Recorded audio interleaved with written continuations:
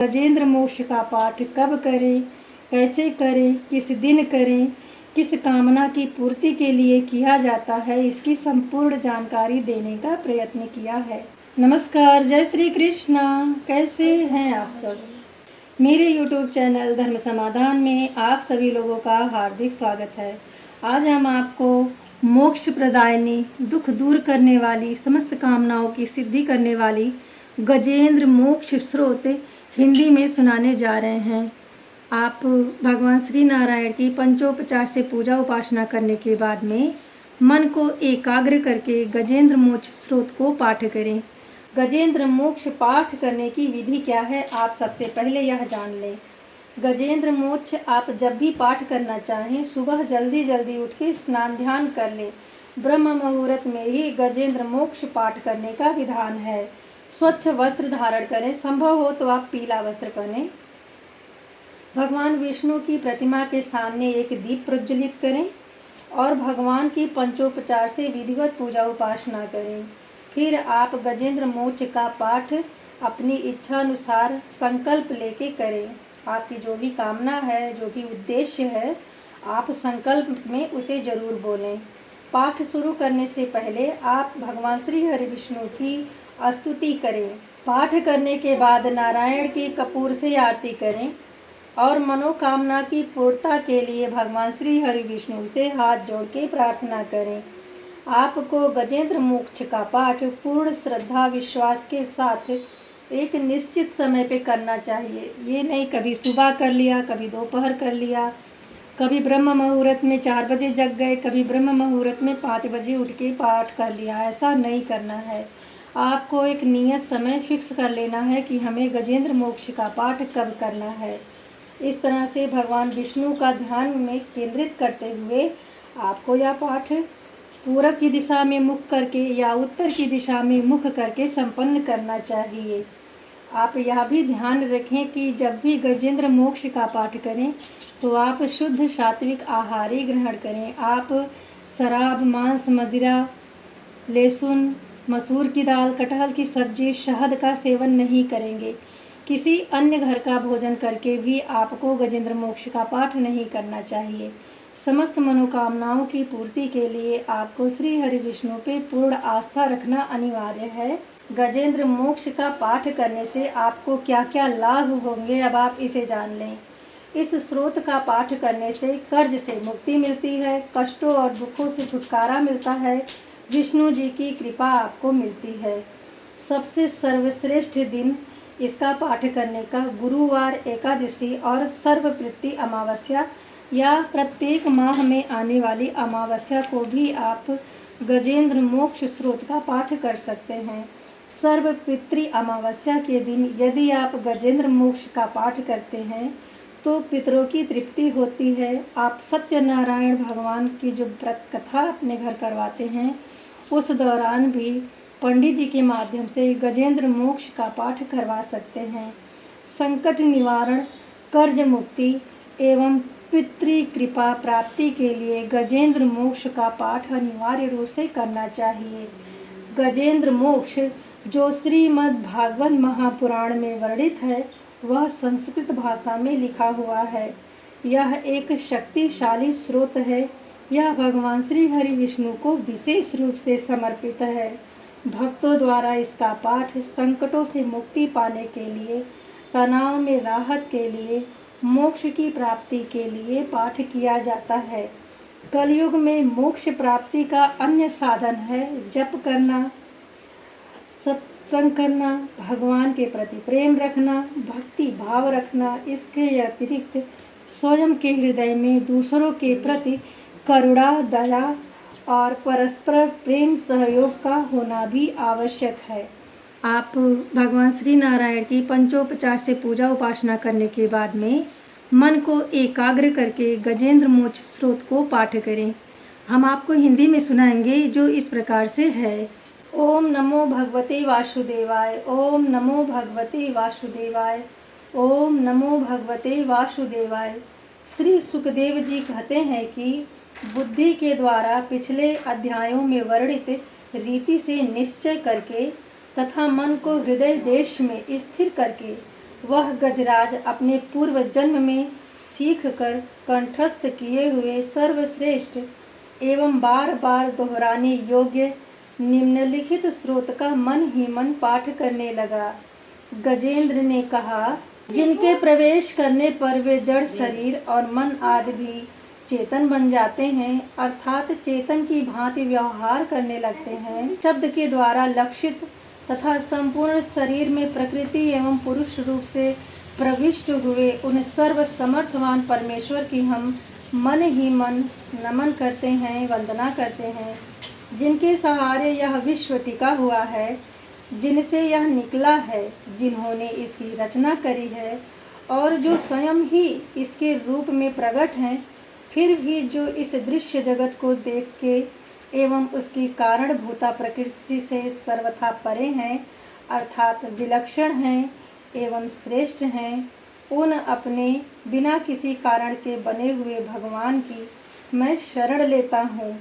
अपनी संकल्प शक्ति के द्वारा अपने ही स्वरूप में रचे हुए और इसीलिए सृष्टि काल में प्रकट और प्रलय काल में उसी प्रकार अप्रकट रहने वाले इस शास्त्र प्रसिद्धि कार्य कारण रूप जगत को, जो अकुंठित दृश्य होने के कारण साक्षी रूप में देखते हैं, उनसे लिप्त न होते हुए भी वे चक्षु आदि प्रकाशों से भी परम प्रकाश युक्त प्रभु मेरी रक्षा करें।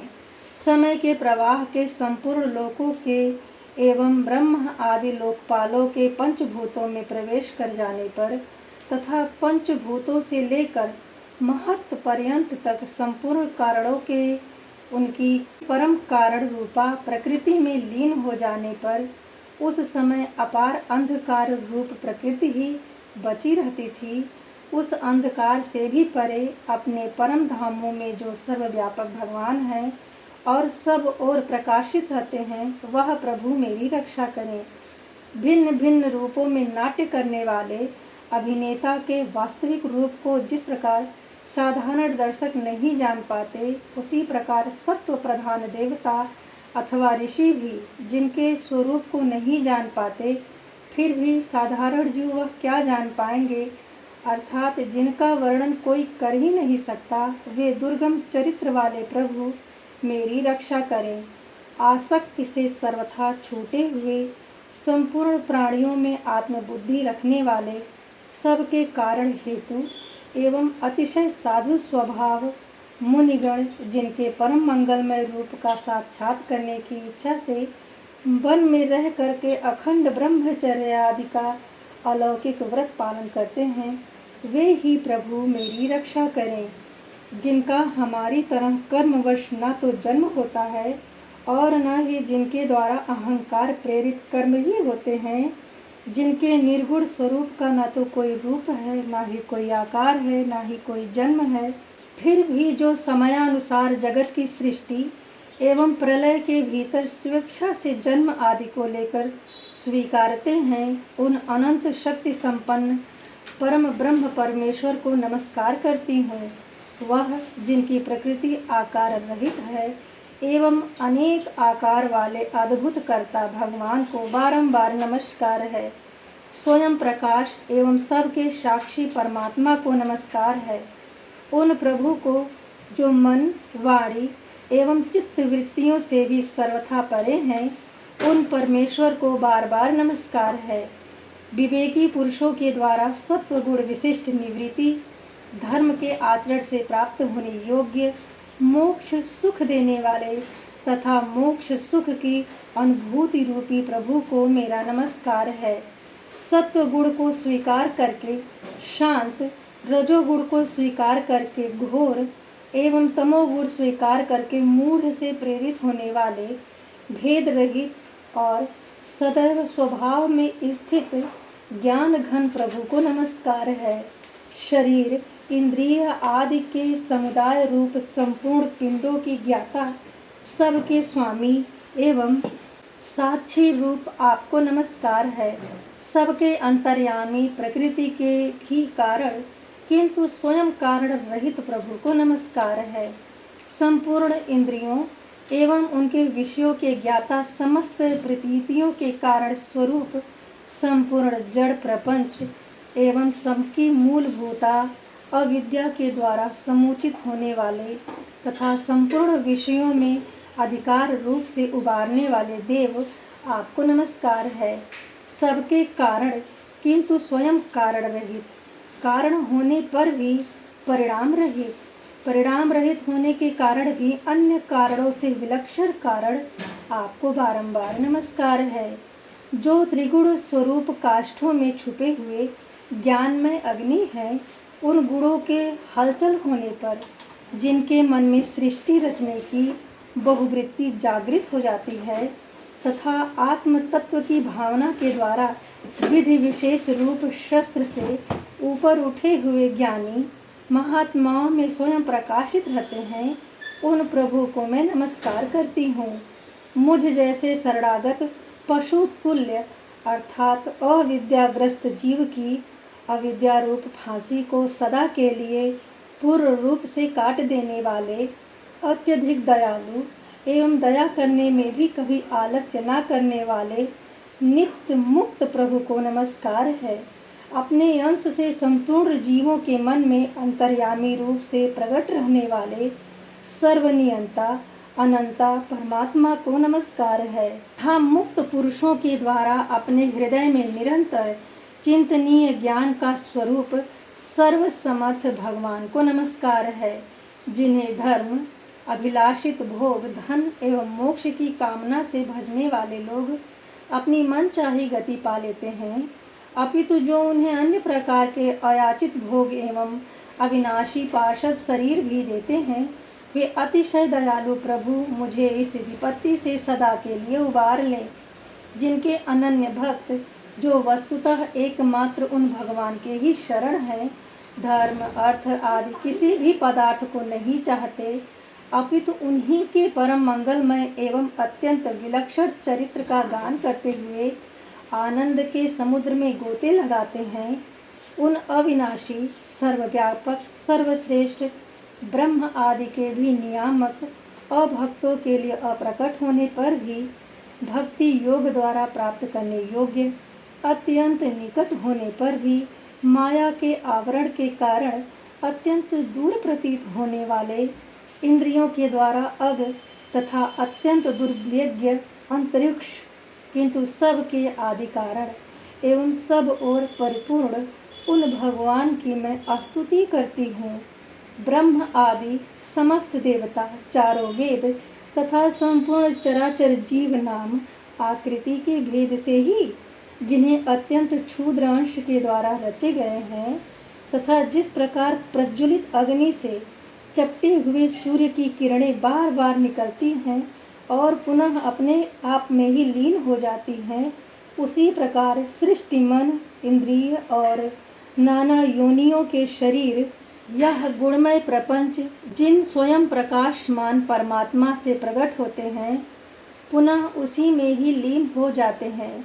वे भगवान वास्तव में न तो देवता हैं, न असुर हैं, न मनुष्य हैं, न निर्दयत अर्थात मनुष्य में नीची पशु पंछी आदि कोई भी योनि उन जैसा नहीं है, कोई भी प्राणियों की योनि में वो नहीं है, न ही वे स्त्री हैं, न पुरुष हैं, न ही नपुंसक ही हैं, न तो वे कोई ऐसा जीव है जिनका इन तीनों श्रेणियों में से समावेश ना हो सके। न वे गुण हैं, न वे कर्म हैं, न तो कारण हैं। सबका निषेध होने पर जो कुछ बचा रहता है वही उनका स्वरूप है और वे ही सब कुछ हैं। ऐसे भगवान को मेरा उद्धार करने के लिए अभिभूत होना चाहिए।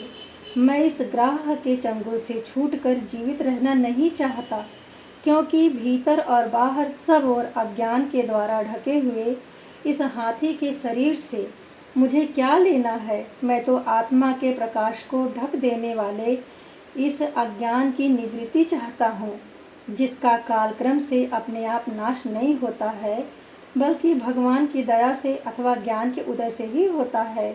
इस प्रकार मोक्ष का अभिलाषी मैं, विश्व के रचयिता, स्वयं विश्व के रूप में प्रकट तथा विश्व के सर्वथा परे, विश्व को खिलौना बनाकर खेलने वाले, विश्व में प्रातव्य वस्तुओं में सर्वश्रेष्ठ, श्री भगवान केशव को प्रणाम करता हूँ और उनकी ही शरण लेता हूँ, जिन्होंने भगवत भक्ति रूप योग्य के द्वारा कर्मों को जला डाला है।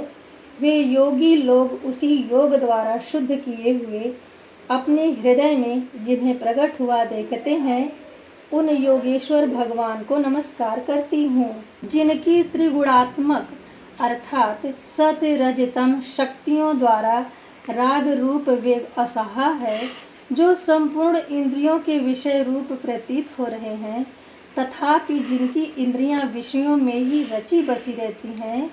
ऐसे लोग जिनके मार्ग मिलना भी मुश्किल है, उन शरणागत रक्षक एवं अपार शक्तिशाली परमेश्वर को बार बार नमस्कार है, जिनकी अविद्या नामक शक्ति के कार्य रूप अंधकार से ढके हुए अपने स्वरूप को यह जीव जान नहीं पाता।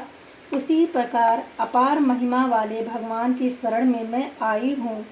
श्री सुखदेव जी कहते हैं, जिन्होंने पूर्वोक्त प्रकार से भगवान के भेद रहित निराकार स्वरूप का वर्णन किया, उस गजराज के समीप जब ब्रह्म आदि कोई भी देवता आने के लिए नहीं उत्सुक हुए, तब साक्षात श्री हरि जो सबका आत्मा होने के कारण सर्व देवता स्वरूप हैं, वहाँ पर प्रकट हो जाते हैं।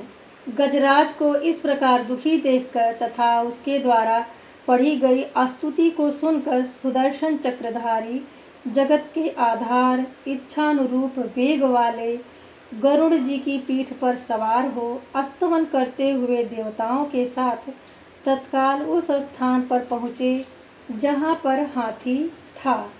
सरोवर के भीतर महाबली ग्राह के द्वारा पकड़े जाने के कारण दुखी हुए उस हाथी ने आकाश में गरुड़ जी की पीठ पर चक्र को उठाए हुए उन भगवान को देखकर अपनी सूंड को, जिसमें उसने पूजा के लिए कमल का एक फूल रखा था, ऊपर उठाया और बड़ी ही कठिनाई से सर्व पूज्य भगवान श्री नारायण को प्रणाम करते हुए निवेदित किया। उस पीड़ित हाथी को देखकर अजन्मा श्री हरि एकाएक गरुड़ को छोड़ करके नीचे झील पर उतर आवे। वे दया से प्रेरित हो ग्राह सहित उस गजराज को तत्काल झील से बाहर निकाल लाए और देवताओं के देखते ही देखते उस ग्राह का मुख चीरकर हाथी को उसके चंगुल से छुड़ा लिया। आज हमने आपको इस वीडियो में गजेंद्र मोक्ष का पाठ कब करें, कैसे करें, किस दिन करें, किस कामना की पूर्ति के लिए किया जाता है, इसकी संपूर्ण जानकारी देने का प्रयत्न किया है। यदि इस वीडियो में दी गई जानकारी से आप जरा सा लाभान्वित होते हैं तो कमेंट बॉक्स में जय श्री हरि विष्णु जरूर लिखें। मिलते हैं अगले वीडियो में, तब तक के लिए नमस्ते।